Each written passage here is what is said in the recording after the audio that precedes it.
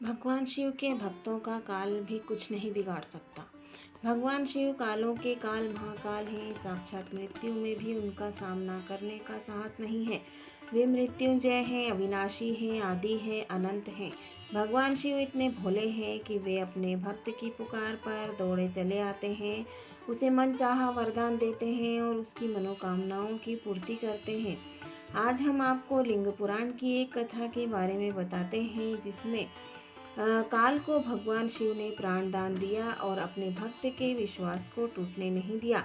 एक पौराणिक कथा के अनुसार भगवान शिव के परम भक्त श्वेत मुनि पर्वत पर एकांत में अपने आराध्य का ध्यान करते और उनकी पूजा करते थे। वे कहते थे कि मृत्यु उनका क्या कर सकती है, उन्होंने तो साक्षात महाकाल की शरण ली हुई है। उनके आश्रम में शांति और आत्मविश्वास की पवित्रता झलकती थी। उनके तप के बल से आश्रम दिव्यमान था। श्वेत मुनि अपने जीवन काल के अंतिम पड़ाव पर थे। वे मृत्यु से निडर होकर रुद्र अध्याय का पाठ कर रहे थे। उनके जीवन का अंतिम श्वास चल रहा था। अचानक वे चौंक पड़े। उनके समक्ष एक विकराल आकृति खड़ी थी। पूरा शरीर काला था और उसने काले वस्त्र धारण कर रखे थे। श्वेत मुनि ने अपने आश्रम में शिवलिंग को करुणामय होकर देखा और ओम नमः शिवाय मंत्र का उच्चारण किया।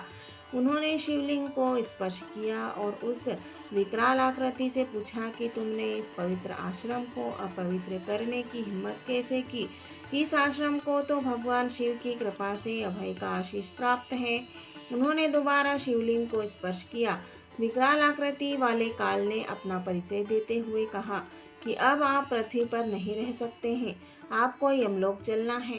इस पर श्वेत मुनि ने शिवलिंग को अपने हाथों से कसकर पकड़ लिया और कहा कि तुमने शिव की भक्ति को चुनौती दी है।